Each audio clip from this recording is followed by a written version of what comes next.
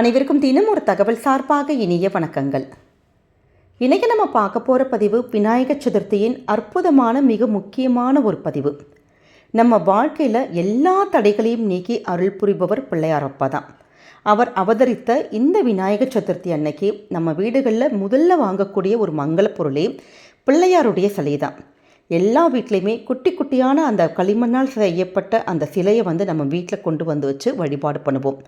அப்படிப்பட்ட அந்த சிலைகளை நம்ம வீட்டில் வாங்குறப்ப பல மிக முக்கியமான விஷயங்களை நம்ம நோட் பண்ணி தாங்க வாங்கணும். ஏன்னா ஒவ்வொரு விநாயகர் பெருமானுக்கும் ஒவ்வொரு வடிவங்கள் இருக்குது. அந்த வடிவத்துக்கு பின்னாடி நிறைய சூக்ஷ்மங்கள் இருக்குது. அதில் சில நுட்பமான ஒரு விஷயங்களும் இருக்குது.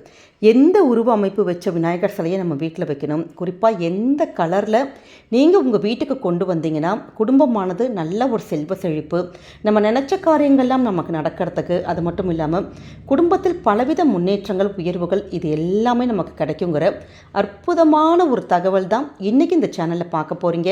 பதிவுக்குள்ளே போகிறதுக்கு முன்னாடி நம்முடைய சேனலை சப்ஸ்கிரைப் பண்ணாமல் பார்த்துட்ருக்கவங்க கண்டிப்பாக சப்ஸ்கிரைப் பண்ணிக்கோங்க. அப்போ தான் எங்களுடைய எல்லா நல்ல நல்ல பதிவுகளுமே உடனுக்குடனே வரும்.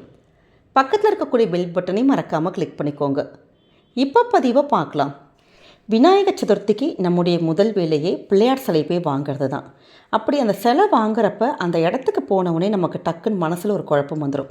ஏன்னா எல்லா சிலையுமே ஒரே மாதிரி இருக்கும், ஒரே உருவமைப்புகள், அப்படி பார்க்குறதுக்கே ரொம்ப கலர்ஃபுல்லாக இருக்கும். எதை எடுக்கிறது எதை எடுக்க வேணாம் அப்படின்னு டக்குன்னு ஒரு சில குழப்பத்தில் ஏதாச்சும் ஒரு சிலையை நம்ம டக்குன்னு வாங்கிட்டு வந்துடுவோம். ஆனால் அப்படி பண்ணவே கூடாதுங்க.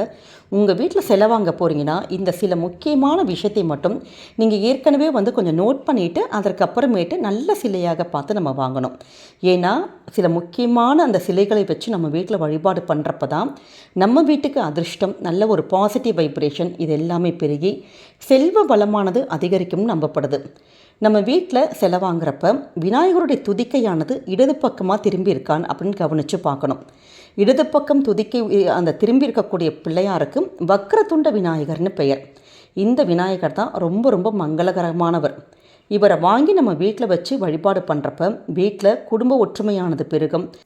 குடும்பத்தில் நம்ம செய்யப்போகின்ற எல்லா காரியங்களும் எந்தவித தடையும் இல்லாமல் வெற்றியை தருங்கிற ஒரு ஐதீகம் இருக்குது.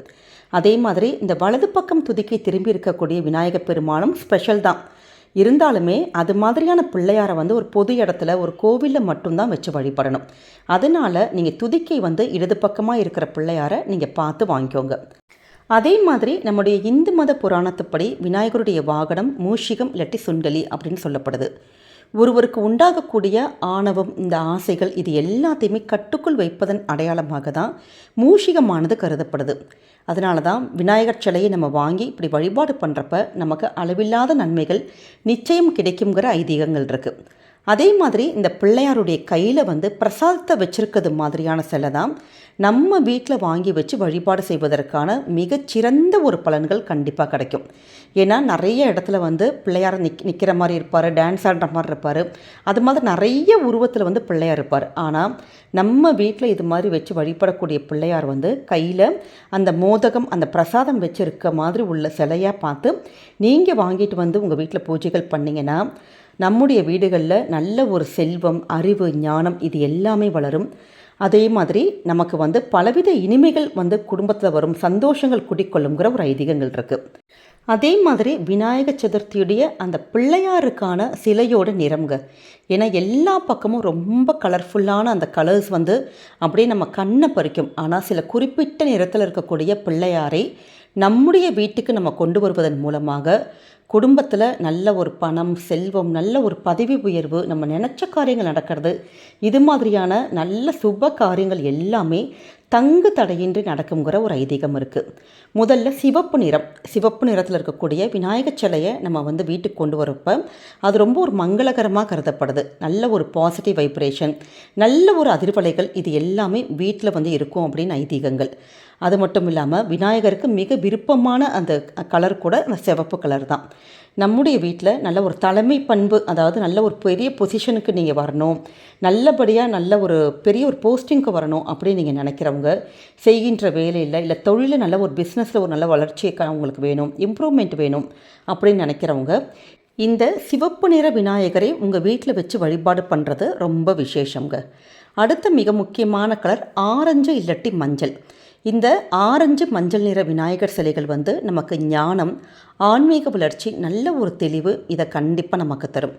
ஆன்மீக பயணத்தில் நல்ல ஒரு உயர்வான நிலை உங்களுக்கு அடையணும் அப்படிங்கிறவங்க, இல்லாட்டி ஞானம் இல்லாட்டி இந்த அறிவு ஆற்றல்கள் நமக்கு நல்லா வரணும், நல்ல ஞானம் கிடைக்கணும் அப்படிங்கிறவங்க இந்த மஞ்சள் நிற விநாயகர், ஆரஞ்சு நிற விநாயகரை நம்ம வீட்டில் அன்றைக்கி வச்சு வாங்கி வழிபடுறதுங்கிறது விசேஷமாக கருதப்படுது. அடுத்ததாக வெள்ளை நிறத்தில், வெள்ளைன்னு சொல்லிட்டாலே எல்லாருக்கும் தெரியும், அமைதி, தூய்மை, சாந்தம், அப்படி நல்ல ஒரு மாதிரி வீட்டில் ஒரு நல்ல ஒரு பீஸ்ஃபுல்லான ஒரு நிலைமை வந்து இருக்குன்னு ஐதீகங்களாக இருக்குது. இது விக்னஹர்த்த அப்படின்னு சொல்லப்படுகின்ற விநாயகருடைய ஒரு பண்பை குறிப்பதாக கருதப்படுது. விக்னஹர்த்த அப்படின்னா தடைகள் எல்லாம் நீக்குபவர் அப்படின்னு அர்த்தம். வாழ்க்கையில் பலவிதமான ஒரு துன்பங்கள், சவால்கள், ரொம்ப நமக்கு பிரச்சனை மேலே பிரச்சனையாக இருக்குது. கடினமாக ரொம்ப உழைச்சிட்டு கூட அந்த பிரச்சனையிலேருந்து எங்களால் வெளியில் வர முடியல, மீண்டு வர முடியல, குடும்பத்தில் வாழ்க்கையில் முன்னேற்றங்களே இல்லை உழைப்பு இவ்வளோ எஃபோர்ட் போட்டு கூட அதற்கான பலனே கிடைக்கல அப்படிங்கிறவங்க இந்த வெள்ளை நிறத்தில் இருக்கக்கூடிய விநாயகர் சிலையை நீங்கள் வாங்கி வச்சு வழிபட்டிங்கன்னா உங்கள் வாழ்க்கையில் நல்ல ஒரு சாந்தம், நல்ல ஒரு உயர்வு, அமைதி இது எல்லாமே கிடைக்குங்க. அடுத்த மிக முக்கியமான நிறம் பச்சை நிறம். பச்சை நிற விநாயகர் வந்து சிலைங்கிறது நல்ல ஒரு ஒற்றுமை, ஒரு நிறைவு, ஒரு வளர்ச்சி இதை குறிக்கக்கூடியது. வாழ்க்கையில் முன்னேறணும், நல்லா செய்யக்கூடிய தொழிலில் நல்ல உயர்வான ஒரு நம்ம இடத்த அடையணும் அப்படிங்கிறவங்க பச்சை நிற சிலையை வந்து நீங்கள் வாங்கி வச்சு வழிபடலாம்.